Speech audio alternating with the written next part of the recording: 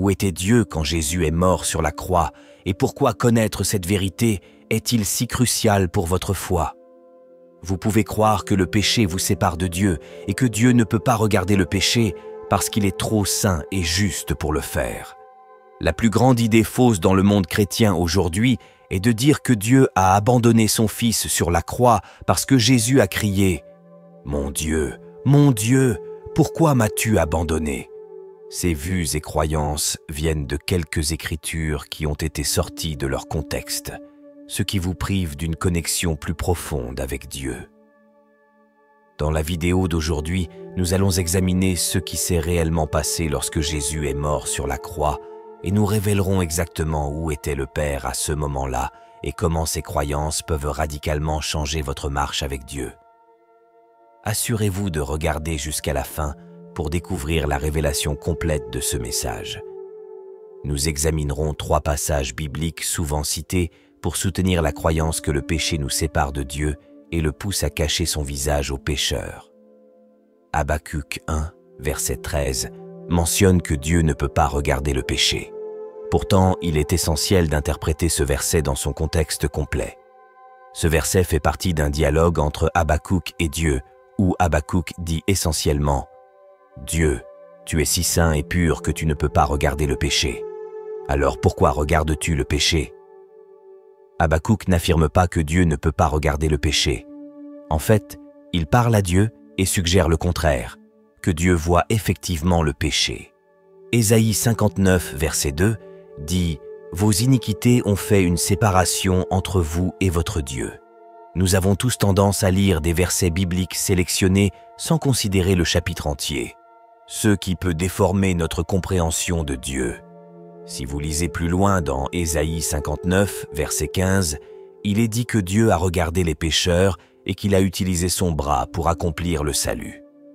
Genèse 3, verset 8, révèle qu'après qu'Adam a péché, il s'est caché de Dieu, et non l'inverse. Malgré le péché d'Adam, Dieu est toujours descendu et a marché dans le jardin. C'est pourquoi il est extrêmement important de lire la Bible dans son contexte approprié, car sans contexte, vous pouvez mal interpréter la voix d'Ésaïe pour la voix de Dieu. La séparation de Dieu est impossible, car le Christ soutient et maintient votre existence même. Colossiens 1, verset 17, déclare que vous êtes soutenus par Dieu. Hébreux 1, verset 3, affirme que le Christ maintient toutes choses. Nous savons que Dieu est omniprésent, ce qui signifie qu'il est partout en tout temps. Si le péché pouvait vous séparer de Dieu, cela impliquerait que le péché est plus puissant que Dieu, ce qui n'est pas vrai. Romains 5, verset 20, dit que là où le péché abonde, la grâce de Dieu abonde encore plus. Maintenant, abordons la plus grande idée fausse. Lorsque Jésus a crié « Mon Dieu, pourquoi m'as-tu abandonné ?» qui se trouve dans Matthieu 27, verset 46, cela a poussé certains à croire qu'il disait que Dieu l'avait abandonné. Ce n'était pas une prière de Jésus, parce que chaque prière de Jésus commençait par « Abba, Père ». Alors, que disait-il alors? Jésus ne disait pas que Dieu l'avait abandonné. Au contraire, il cite ce que David a écrit dans le psaume 22, qui est un psaume écrit 1000 ans avant la naissance de Jésus, qui était un chant prophétique prédisant la mort de Jésus. Saviez-vous que le psaume 22 commence par « Mon Dieu, pourquoi m'as-tu abandonné ?» Jésus cite le premier verset d'un chant célèbre que tout bon juif aurait su par cœur. Jésus n'affirmait pas que le Père l'avait quitté, mais plutôt qu'il déclarait qu'il est le Messie en affirmant que ce psaume s'accomplissait sous leurs yeux. C'est similaire à lorsque Jésus était dans le temple et a cité Ésaïe 61 dans Luc 4, verset 18, où il a dit « L'Esprit du Seigneur est sur moi, parce qu'il m'a oint pour annoncer la bonne nouvelle aux pauvres. » Puis il a dit que cette écriture s'accomplissait sous leurs yeux. Pour replacer cela dans son contexte, le psaume 22, verset 24, dit que Dieu n'a pas caché son visage de lui, mais qu'il a écouté son cri de détresse. Le verset 16 dit qu'ils ont percé ses mains et ses pieds. Puis le verset 18 dit qu'ils ont partagé ses vêtements entre eux et ont tiré au sort pour son vêtement, comme il est dit dans l'évangile de Matthieu 27, verset 35. La dernière partie du psaume est époustouflante, où il est dit « Il l'a fait ». Ce qui est, ce que Jésus a dit sur la croix lorsqu'il a dit « Tout est accompli », ce qui signifie l'accomplissement des prophéties messianiques. Où était Dieu quand Jésus est mort sur la croix? Selon Paul dans 2 Corinthiens 5, verset 19, Dieu était en Christ, réconciliant le monde avec lui-même, sans imputer leurs péchés aux hommes. Non seulement il ne cache pas son visage de vous, mais il ne compte pas vos péchés contre vous. Jésus lui-même a affirmé dans Jean 14, verset 11, « Je suis dans le Père, et le Père est en moi. » Ainsi, Jésus n'a pas été abandonné par Dieu. L'unité divine du Père, du Fils et du Saint-Esprit est restée intacte. Dieu était en effet présent en lui. Tout comme rien ne pouvait séparer la connexion de Jésus avec le Père, rien ne peut séparer votre connexion avec l'amour de Dieu, pas même vos péchés. Romains 8, versets 38 et 39 dit « Car j'ai l'assurance que ni la mort, ni la vie, ni les anges, ni les démons, ni le présent, ni l'avenir, ni aucune puissance, ni la hauteur, ni la profondeur, ni aucune autre créature, y compris le péché, ne pourra nous séparer de l'amour de Dieu manifesté en Jésus-Christ notre Seigneur. Si vous voulez voir Dieu, regardez l'amour. Et si vous voulez voir l'amour, regardez Jésus. Et si vous voulez le voir en pleine netteté, regardez la croix. Cela résume donc que Jésus n'est pas venu pour changer la vie de Dieu sur l'humanité. Jésus est venu pour changer la vie de l'humanité sur Dieu.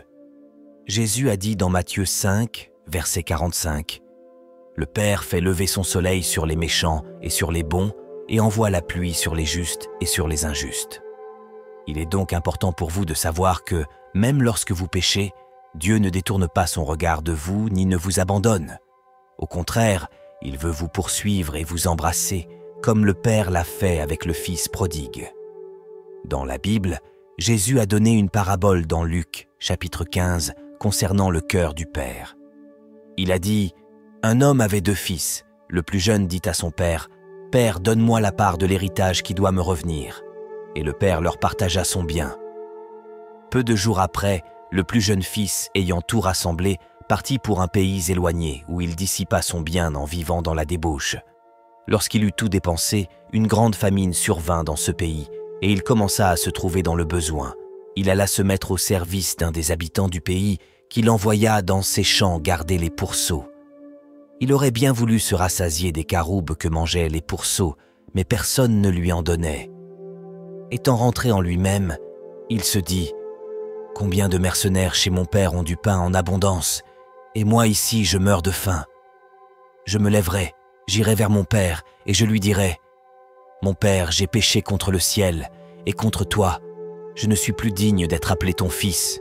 Traite-moi comme l'un de tes mercenaires. » Il se leva et alla vers son père. Comme il était encore loin, son père le vit et fut ému de compassion. Il courut se jeter à son cou et le couvrit de baisers. Le fils lui dit « Mon père, j'ai péché contre le ciel et contre toi. Je ne suis plus digne d'être appelé ton fils. » Mais le père dit à ses serviteurs « Apportez vite la plus belle robe et l'en revêtez. Mettez-lui un anneau au doigt et des souliers aux pieds. Amenez le veau gras et tuez-le. Mangeons et réjouissons-nous. Car mon fils que voici était mort et il est revenu à la vie. Il était perdu et il est retrouvé. » Et ils commencèrent à se réjouir. Or, le fils aîné était dans les champs. Lorsqu'il revint et approcha de la maison, il entendit la musique et les danses. Il appela un des serviteurs et lui demanda ce que c'était. Ce serviteur lui dit « Ton frère est de retour, et parce qu'il l'a retrouvé en bonne santé, ton père a tué le veau gras. » Il se mit en colère et ne voulut pas entrer. Son père sortit et le pria d'entrer. Mais il répondit à son père « Voici, il y a tant d'années que je te sers sans avoir jamais transgressé tes ordres, et jamais tu ne m'as donné un chevreau pour que je me réjouisse avec mes amis. Et quand ton fils est arrivé, lui qui a mangé ton bien avec des prostituées, c'est pour lui que tu as tué le veau gras. Mon enfant, lui dit le père, tu es toujours avec moi, et tout ce que j'ai est à toi.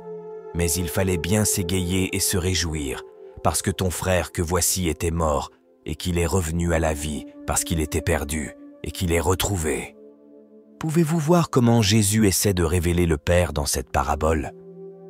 Pouvez-vous voir que lorsque Dieu vous voit après que vous avez péché, rempli de culpabilité et de honte, le Père ne choisit pas de détourner le regard de vous? Il ne choisit pas de vous abandonner. Au contraire, il court vers vous, vous jette ses bras autour de vous et vous embrasse. Pouvez-vous imaginer le Dieu de l'univers courant vers vous, rempli d'amour passionné pour vous, et une fois qu'il vous a atteint, il vous jette ses bras autour de vous et vous embrasse? Pouvez-vous voir comment Dieu traite ses enfants qui ont péché? Il ne les punit pas. Au contraire, il leur prodigue sa bonté, ce qui les conduit à la repentance. Romains 2, verset 4, dit que la bonté de Dieu nous pousse à la repentance. Alors, la prochaine fois que vous péchez, pensez à cette parabole et sachez que Dieu n'est pas en colère contre vous. Au contraire, il est follement amoureux de vous. Si cette vidéo vous a béni de quelque manière que ce soit, assurez-vous d'aimer et de commenter vos pensées dans la section des commentaires et de la partager avec d'autres.